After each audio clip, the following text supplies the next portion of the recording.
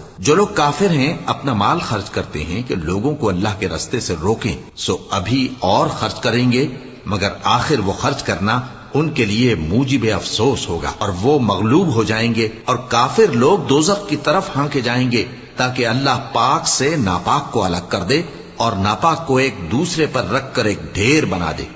پھر اس کو دوزخ میں ڈال دے۔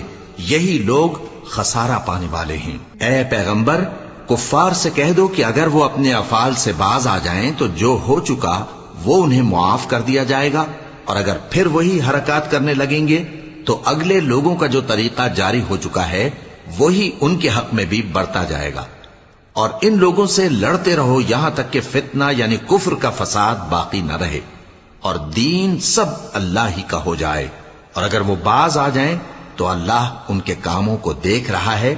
اور اگر روگردانی کریں تو جان رکھو کہ اللہ تمہارے